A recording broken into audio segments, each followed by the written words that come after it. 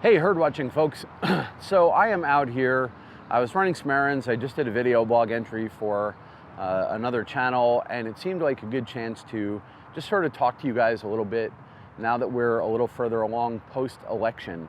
And you know, I have a ton of smart friends who are very concerned, and I want to address this again, and I have a feeling this is not the last time we're going to be talking about it. But obviously, they have some concern about the policies and the goals of the Trump administration and that sort of thing. And I totally understand how those policies and goals might not fit in with their politics. And that's just normal political stuff. And I'm not too concerned about that, though we will be talking about that a lot. Wow, that light is really harsh.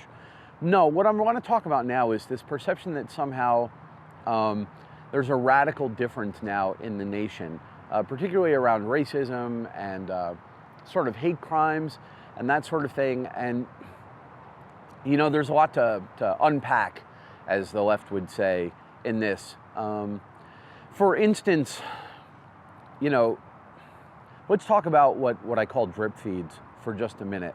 So assuming you wake up every day and you look on social media, you go off on Facebook, and if every single day, and I'll put a link to my article on this, I wrote a blog post about it, but in short, if every single day you wake up and you see another story about anything, you know, like, you know, person gets hit by a pine cone and dies, and if every morning you wake up, there's one more person who's been hit by a pine cone and killed, and that's what you see every day, and that's what your friends share, and then CNN spends 3 hours that night on the pine cone menace, and they get people on who are like, you know, they find the one or two guys who are like pine cone supremacists, and they get them on, you know, CNN, and they're talking about how good it is that pine cones are, you know, finally fighting back and whatever.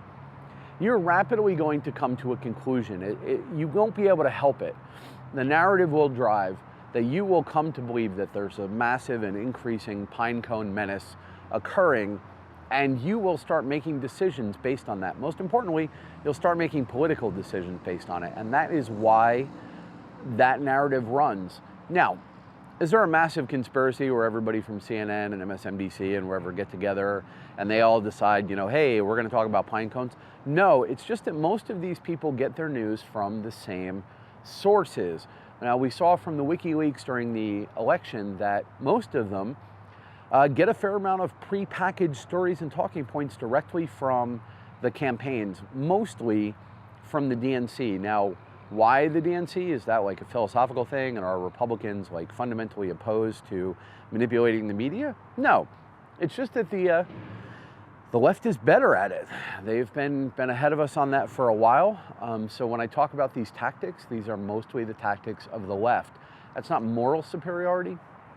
At the moment, it's a strategic superiority on their part. They're just, they've got a better handle on this stuff. But in any case, so what we saw from WikiLeaks is that the Hillary campaign would package an entire story and hand it to a friendly reporter at say CNN, and they would hit them up with an email that says, you know, here's the narrative, and if you want to talk to us, we're going to have a conference call on this at 2:30 in the afternoon where we're going to talk to reporters about it, and you know, Hillary's going to release a statement, and here's the name and phone number of some of the people who might have been who will back up our claims. I can arrange for them to do interviews with you, and everybody else is going to be doing it. So do you really want to be the only network that doesn't have access to this material? And given the news cycle and the deadlines and the frankly friendly political leanings of many in the media, that's what you get. You get that story running essentially as packaged on, say, 3 major networks. And then social media comes on and people share it, and there's blog posts that support it.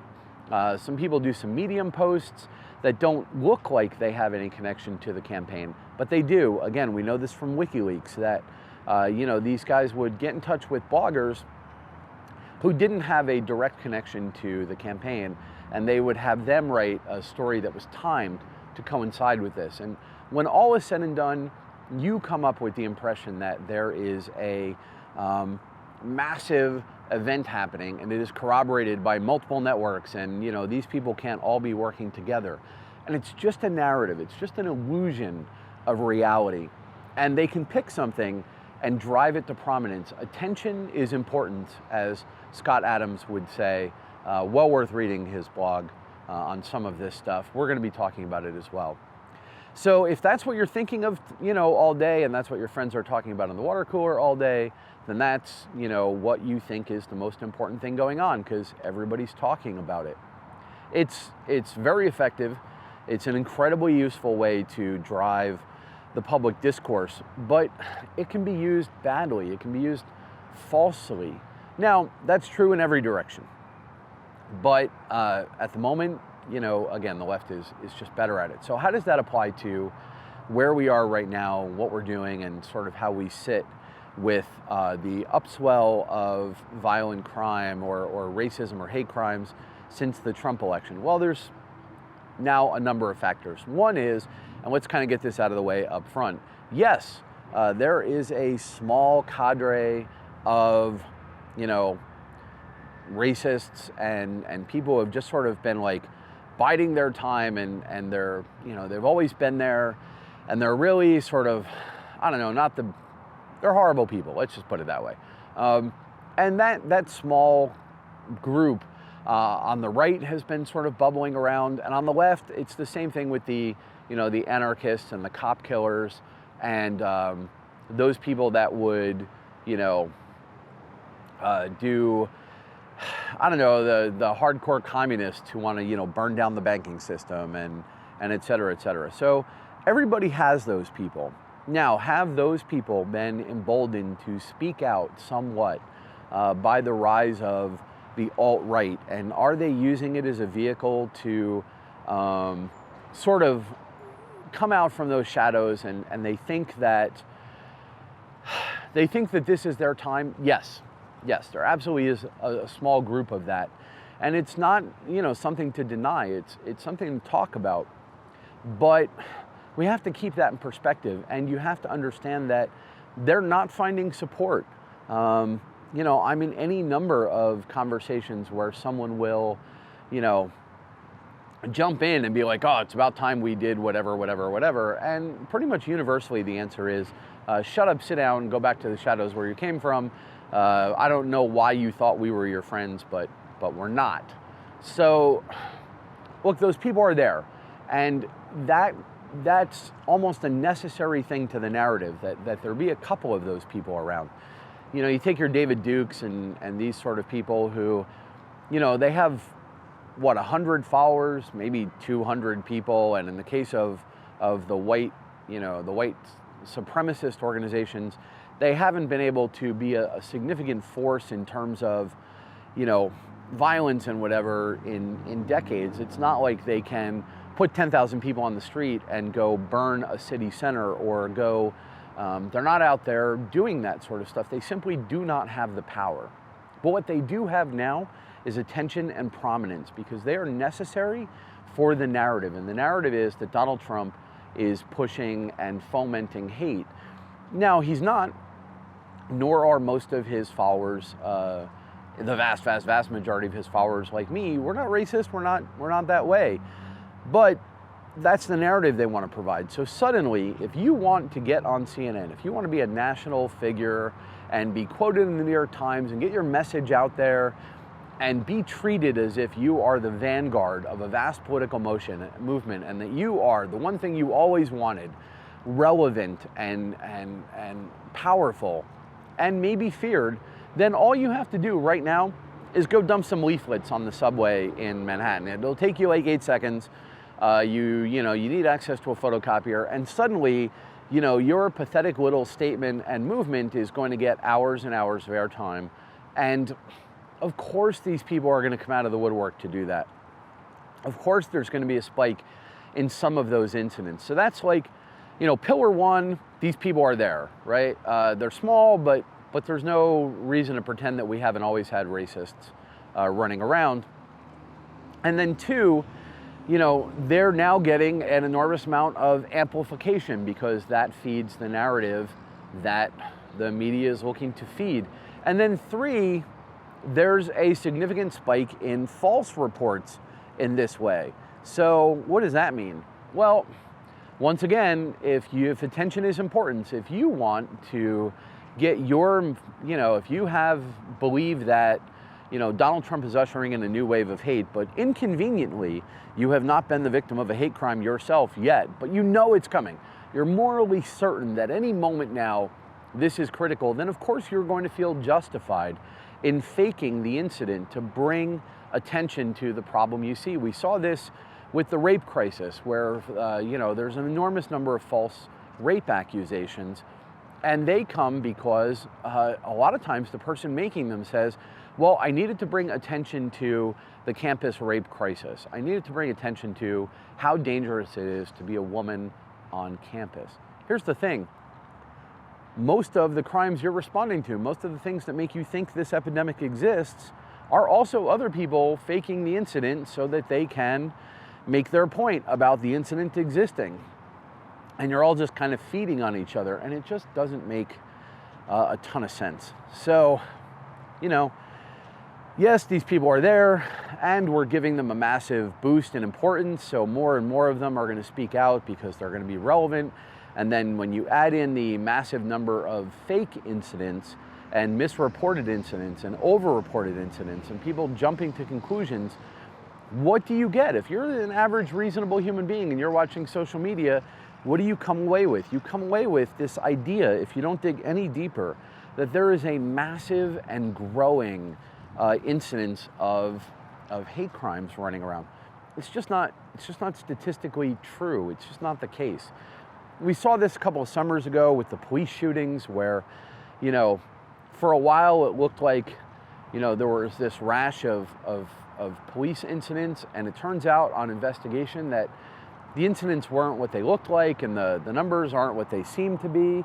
And, it's the same thing where the press can simply choose to amplify whatever story they want, and social media just helps, and you wind up with an upswell.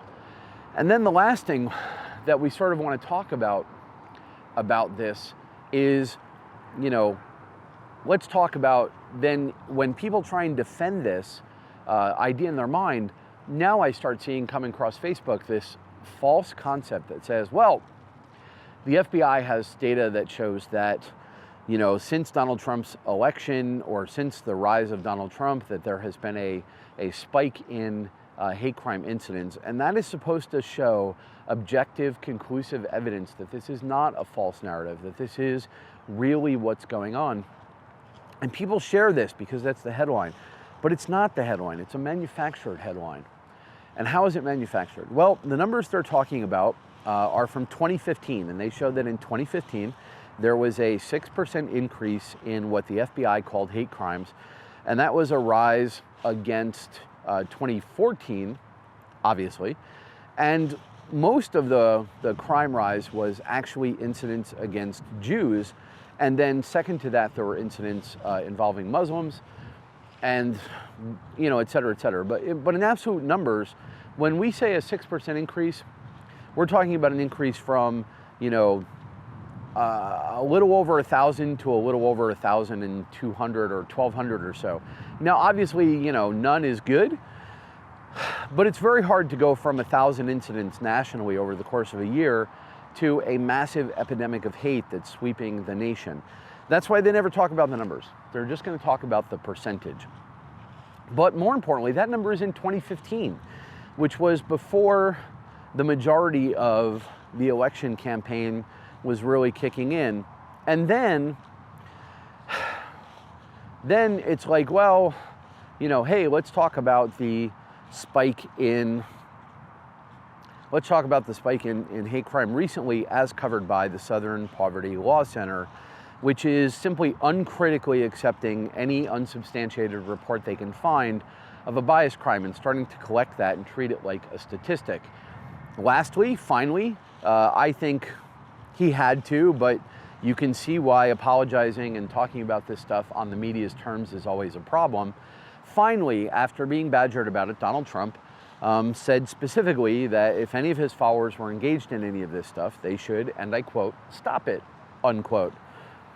So how do you make a narrative? Well, you do this. You take an article and you put the headline in. After a rise in hate crime, Donald Trump tells followers to stop it. So you package these three things together. You add in the 6% rise in theory, hate crimes in 2015, with all the margin for error that goes with that number. You neglect to mention that most of that rise was against Jews, who are not people that typically seem to be problems with Trump supporters, because most of the hate crimes against Jews are coming from Muslims. So obviously, you know, the narrative doesn't support the idea that Muslims are high Donald Trump supporters. So what you do is you don't talk about who. So you conflate a number of things. 6% rise in hate crime. Oh my God, FBI statistics. And, you know, rise in hate crime against everybody in the last couple of months, as tracked by the Southern Poverty Law Center, which, you know, again, these are uninvestigated, uncritically checked accusations. See my previous point about how do we acquire national prominence for your ideas by sort of just creating a report out of nothing. And then, last but not least, Donald Trump tells his followers to stop it, as if he has accepted the premise and it has now been proven. So that's what you see on social media. 6% rise in hate crime. Crime against Muslims is up. Southern Poverty Law Center says there's been a rash of hate crimes recently, and Donald Trump tells his people to stop it. What do you wind up with that? You wind up with the illusion that there's some objective evidence to a statistically significant rise in hate crime by Donald Trump supporters. Yet, those aren't the facts. The facts are that the vast majority of politically motivated violence in this country has been coming from the left against the right. The riots are from the left, the burnings are from the left, the massive beatings at political rallies, that's all from the left. The, you know, groups of thousands of people blocking highways, that's from the left. There's just no reality to this idea that there's a wave of right-wing crime running around. But as we talk about how that's not true, I urge my friends on the right to also not attempt to pretend that there aren't a couple of cockroaches running around under the woodwork. There are, and we need to do what we've been doing. We need to, you know, tell them to stuff it when they show their face. That's a lot of wind. We need to tell them to, you know, lay off when they show up. Anyway, that's my thoughts on this. We're going to be talking about it a lot more. I know this is a longer video than you guys are used to. It's been about 17 minutes of me just sort of ranting. We'll see. Maybe I'll have to cut these shorter later, but I wanted to get that all off my mind. Take it easy, guys, and I'll see you on the next one.